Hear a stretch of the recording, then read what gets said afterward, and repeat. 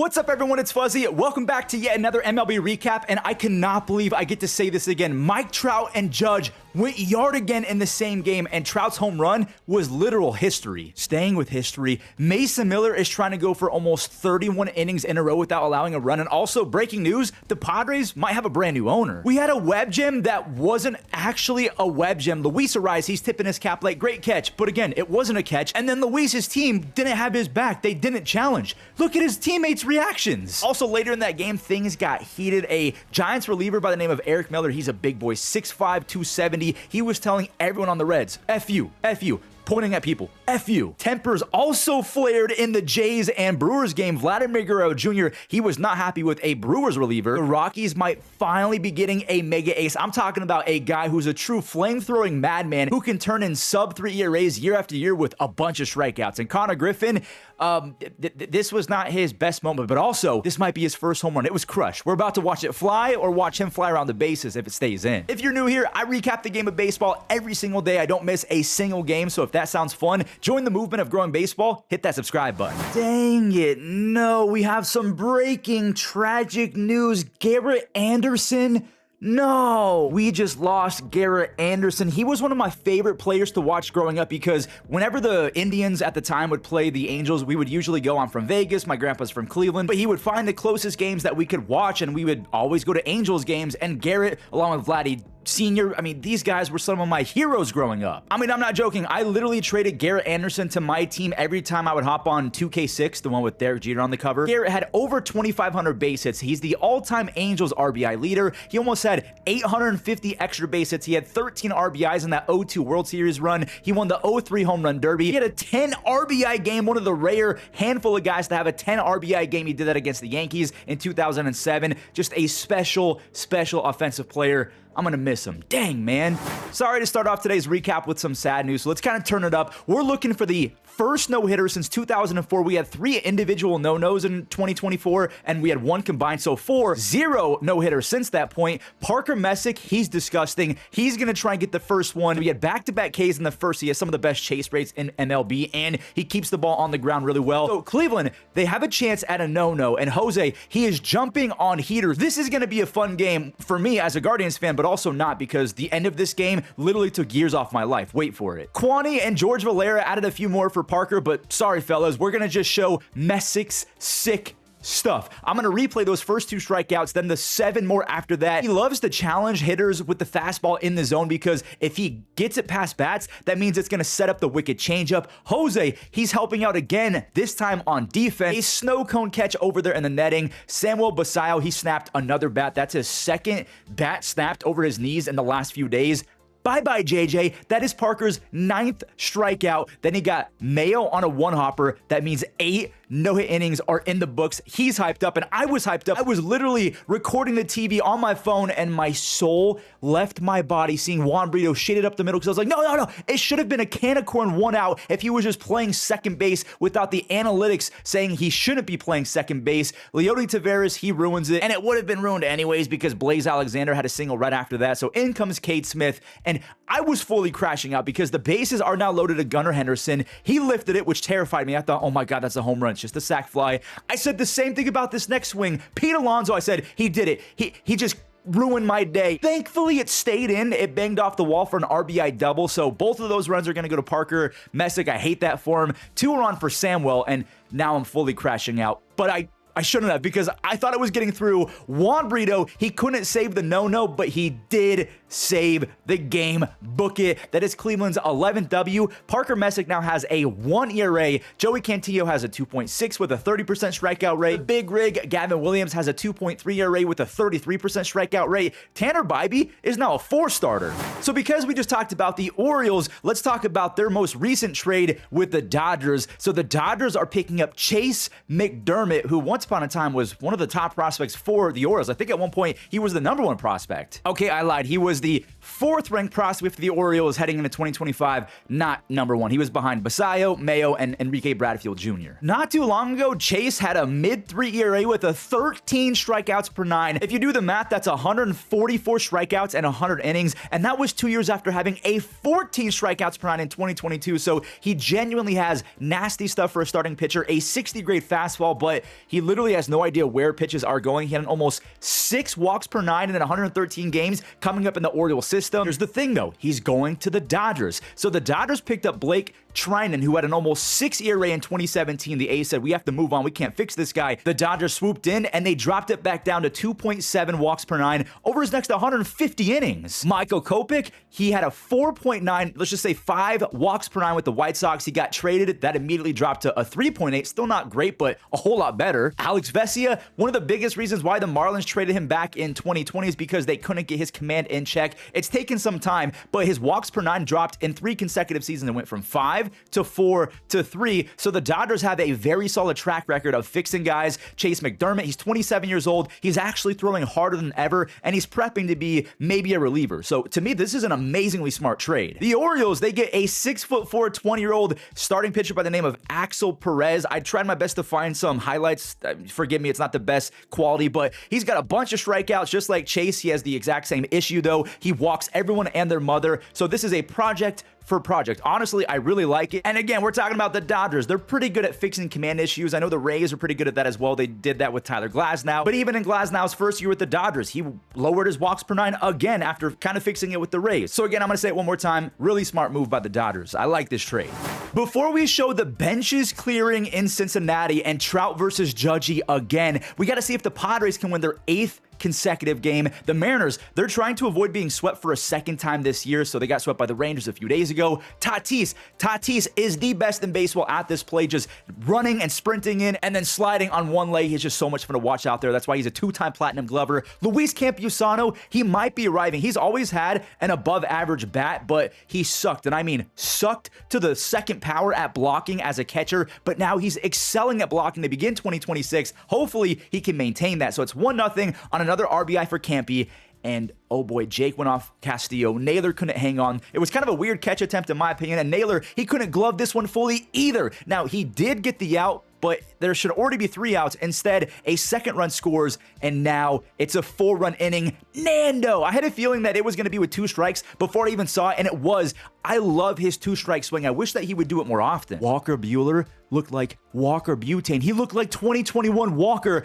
The vintage curveball was there, the knuckle curve, I should say. The sweeper. Now he's throwing a cutter, and he's going to go back to the curveball. Walker Buehler had 7 strikeouts over 5 scoreless. Then he went out for the 6th and allowed 3 consecutive singles. He got yanked with quickness, like, sorry, buddy, thanks for the efforts, but you're done. Cal Raleigh had an RBI. Then J-Rod had an RBI. Buehler, he was fuming in the dugout. He was firing gloves at walls, and I don't know what happened here. Manny, he skied one to Cole Young, so the Padres are back up to the dish, and he's already made a sweet catch, but you're going to have to wait for the web gems to see that one. He lost this one. That's an RBI for Manny Machado. It's 5-2 for Mason Miller. He only needed to be a 1-run lead. He has a 29 2/3 shutout streak. He got the first out, so now it's 30. He ties Randy Jones for the second longest shutout streak in Padres history. Mitch Garver, smell ya, 103 to pass Randy Jones at 30 1/3. Now 30 2/3 consecutive scoreless innings. They're calling him the Grim Reaper. Miller, he dropped in that slider for a 6th save. He has 23 strikeouts in 9 1/3 innings. Like, what even is that? The Padres, they do win their 8th in a row. The Mariners are 8-12. Well, we have some more breaking news. The Padres, it's not officially confirmed yet because the other owners in baseball have to vote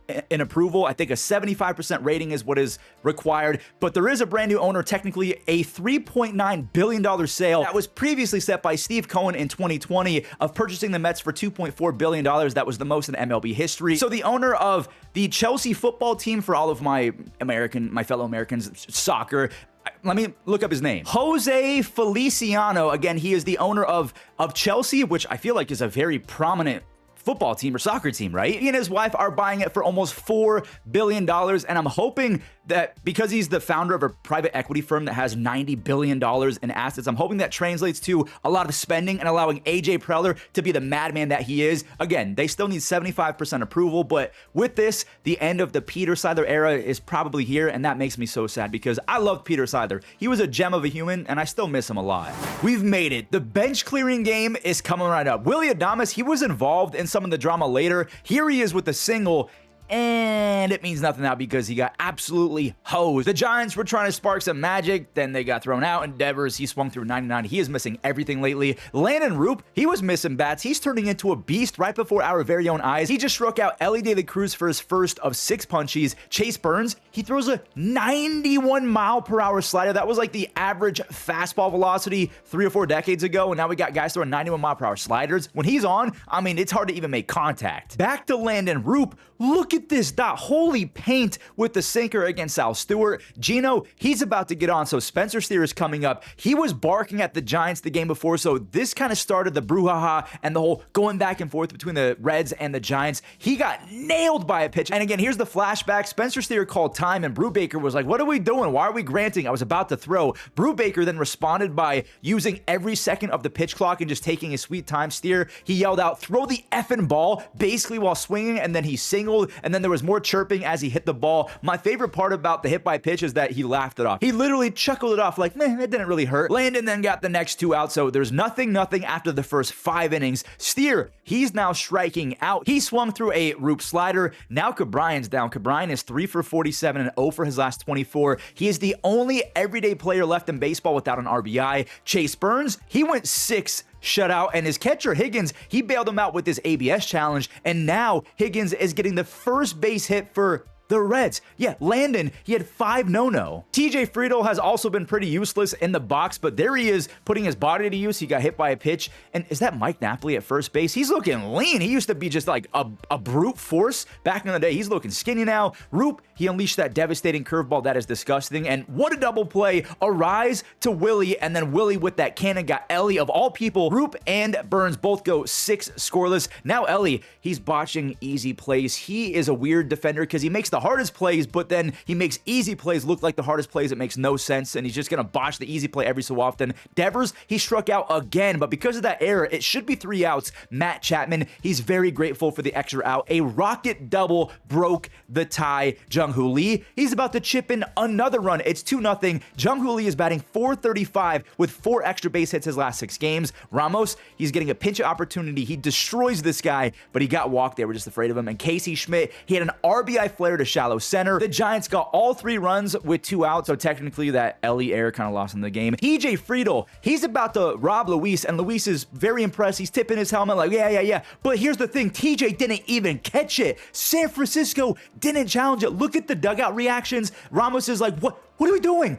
He didn't catch it. Why are we not going to replay? So even the players knew that it wasn't caught. Here we go. Adames, he just got missed, and he did not get missed on the second one. That was 1,000% on purpose. And Willie, he's laughing it off now as well. The benches, they were ready to go. Phillips, he gets ejected. We're going to fast forward to the 9th inning because Eric Miller, he's a big dude. I mean, he's 6'5", 270. He struck out Elly, then Sal Stewart, and here's where the benches ended up emptying. So watch the replay. After Sal struck out, Eric Miller said, sit the F down. Then he said, F you. Then he said, F out of here. And then he started pointing at everyone on the Reds saying, F you, F you, F you. Sal Stewart, he was kind of like dumbfounded. What happened? Now, he did say, watch your effing mouth. Obviously, I can't curse. This is too many F words. I'd be thrown off YouTube. I would have no monetization on this video. That was kind of the end of the back and forth. Sal Stewart going to Eric Miller going out the entire Reds franchise. Even though it wasn't a full-blown brawl or anything like that, it was still very entertaining. The Reds, they're 11-8. The Giants, 7-12. So they got some work to do.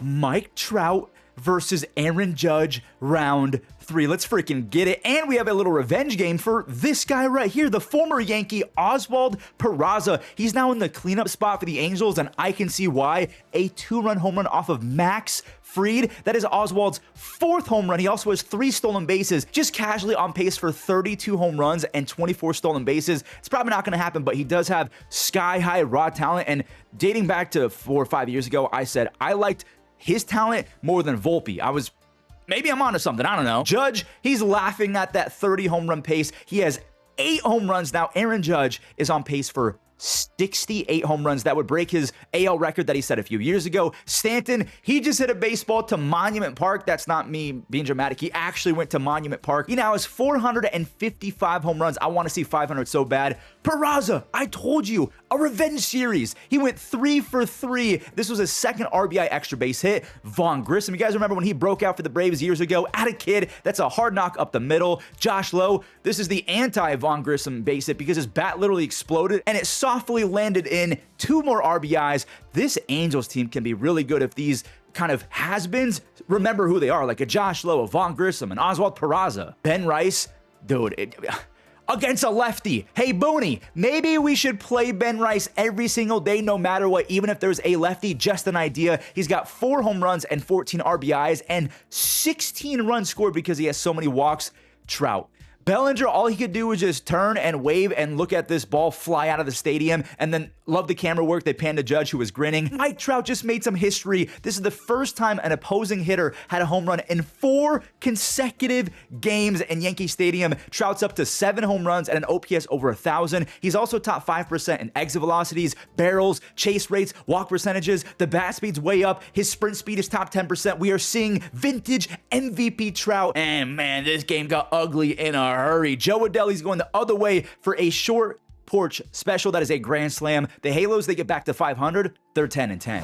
So that last game wasn't very close. These next 2 games were as close as it gets. Like, they were very fun, back and forth, nail biters, so it should be fun. We got the Nationals in Pittsburgh. It was 0-0 through 4. Luis Garcia Jr., he grounded one to Connor, and you guys have to let me know, what do you guys make of this slide at second base? So they said the runner at second was safe as Connor spiked the ball into the ground on the slide. So all 3 runs are about to score, and after some time they did replay and confirm that the runner at second was safe. So 0 outs, 3 runs. That is a yikes. You guys have to let me know, was that a dirty slide or just hard baseball? Luis, he's now off for 30. He's trying to steal an Ashcraft. Dude, this is one of the worst innings you will ever see from an MLB team. This is a Little League inning, but it didn't matter because O'Neal Cruz, he crushed an RBI double. We now have 2 ducks on a pond for Marcell Ozuna, and if you watch yesterday's recap, you know what's coming. We said it yesterday, the Big Bear is out of hibernation. His first of the season ties it at 4. Ashcraft, he's in the dugout. He's pumped up because he's now off the hook for the L. Joey Wiemer. Do you guys remember how good he was in the first week just getting on base? Joey Wiemer, he untied it. It's now 5-4 on an RBI 2-bagger. But you know what's better than 2 bags? 4. Well, also 3. Connor Griffin. I wanted this to leave so bad. It's off the top of the wall. His RBI triple ties it. He has 5 hits and 2 extra base hits his last 4. Watch the heck out. Nicky G, this guy is... he's awesome as well. He makes it 6-5. He's batting over 350 this year with runners in scoring position. So the Pirates get their first lead of the day, and Jacob Young had a very painful way to retie it. 97 miles. And I don't know if it hit his hands or his wrist.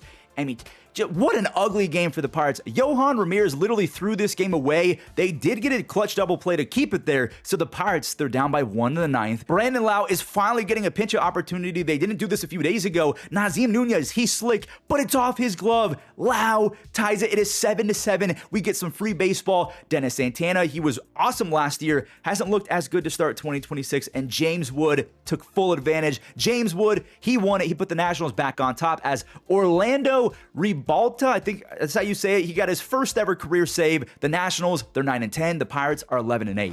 From the guy who could be 6'4", Bobby Witt Jr., talking about Connor Griffin, to the actual Bobby Witt Jr., this is one of the fastest reverse jinx we've ever had on the channel. Yesterday, I brought up an insane stat that Bobby Witt Jr. has only scored 1 run. He scored 3 times in this one, but that's later. I wasn't even sure if this game was going to get played because it was dark. Mother Nature was having a field day, but it finally let up. Kevin McGonigal, the professor. This is why they gave him $150 million, the most ever for a player with 50 days or less of service time. The professor unleashed a seed to rob Michael Garcia. And now we have a wacky play coming up. So Javier Baez, he had a full dive to stop it. Then he rainbowed and lollipop to throw to first base. Salvi, he had to get out the way, avoid the tag. Barely made it in. He tagged first base right before Torkelson. Now, nothing came of it, but I wanted to show show it. Because we just brought him up, here he is in the second. He still doesn't have a home run, but he has an ungodly amount of walks, and now he has 6 RBIs on his 3rd double of the season. Matt Vierling, I want to show this. He can really run, and he showed off the sprint speed with a nice diving grab for Kaiser Montero. The Royals, they're up to bat now. We're in the 4th inning. Bobby Witt Jr., he's hitting a lot of doubles lately. Again, still searching for his first home run. Vinny, he had a sac fly, so this is an easy tag for Bobby. And Carter Jensen, he sharply hit it the other way. He laced it past Kevin McGonigal. Not many guys can make that play. Bobby Witt Jr., again, he scored just the 2nd run scored all season. Now it's time for the Tigers to take over. They want 6 wins in a row.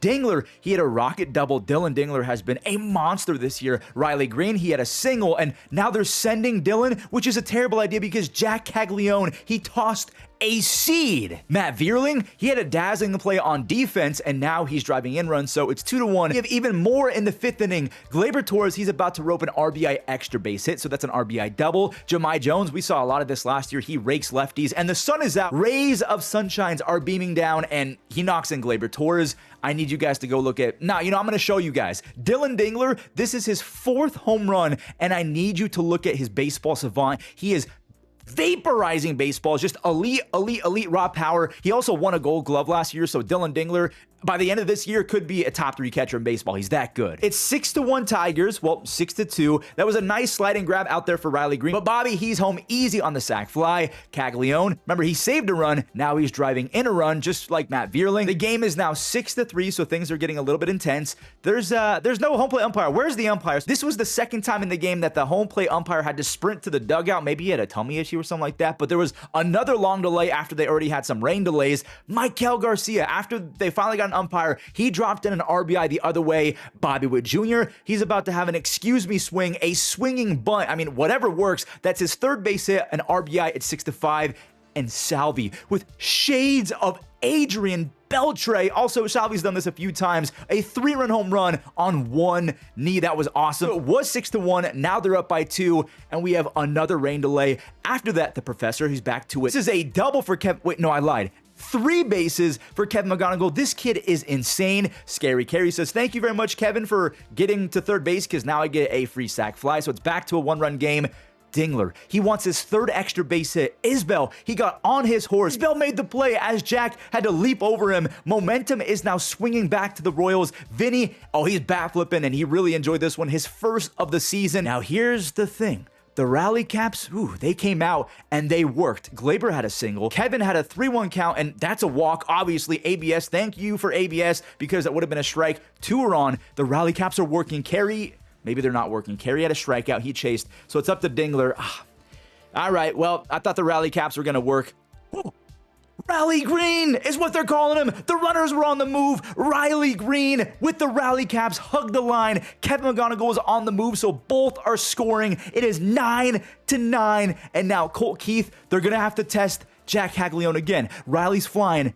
Colt Keith, he walks it off. The Tigers, they sweep the Royals for a 6-game winning streak. What a game.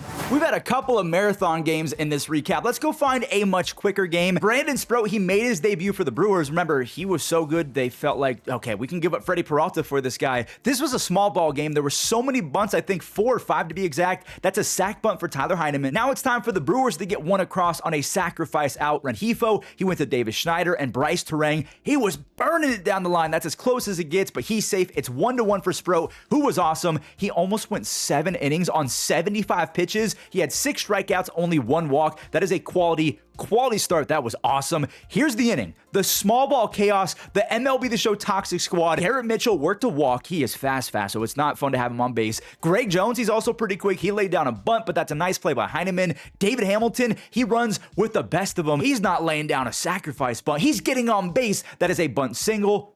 More bunts. I told you. The 3rd bunt of the inning, a perfect safety squeeze by Joey O. So now we have Trevor McGill. He's in for the hold, not the save. And we have some drama. So the Jays, they thought that Trevor McGill was doing something weird with the baseball. He was rubbing the ball on his pants. He was looking at them like, I promise there's nothing on it. I can't remember exactly. It was hard to read his lips in that instance, but then he struck out Davis Schneider, and then a curveball ended it, and we have more choice words flying between opposing teams. He was yelling, you know what he just yelled? He looked at Vladdy, then he did the all-talk B, something like that.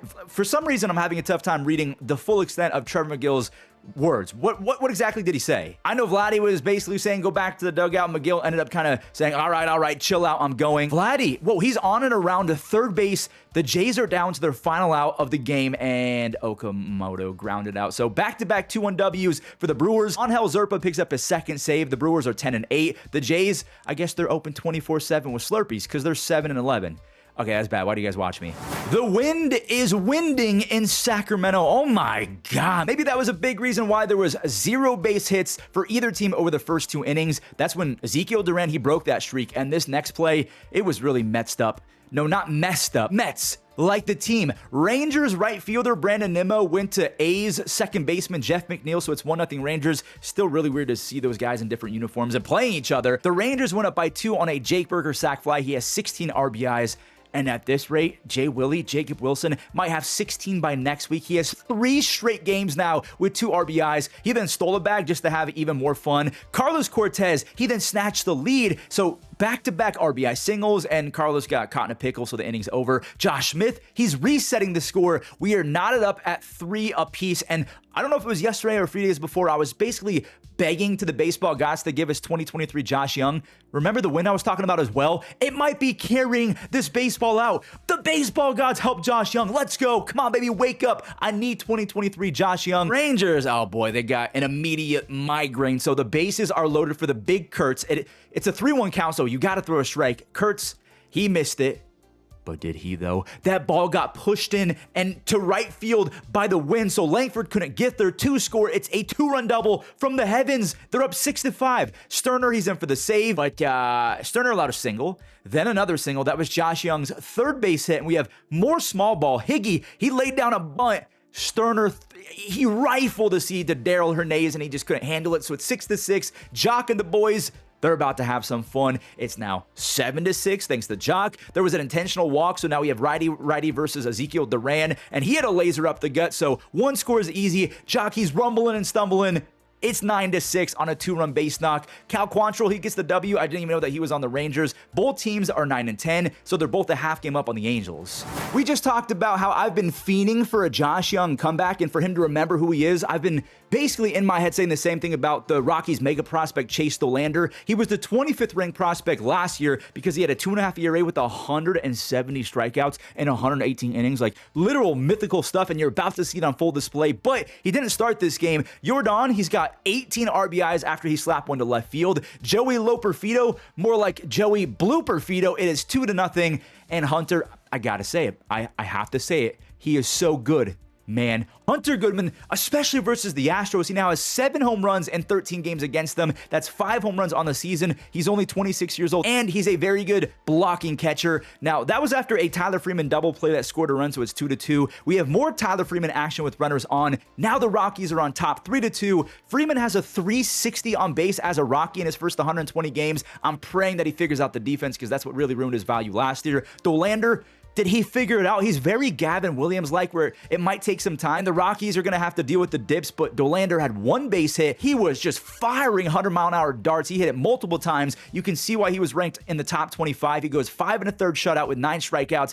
and he's a flat-out maniac. He was yelling into his glove despite being insane. Victor Vodnik now has 2 saves. The Rockies are 7-12. The Astros are 8-12.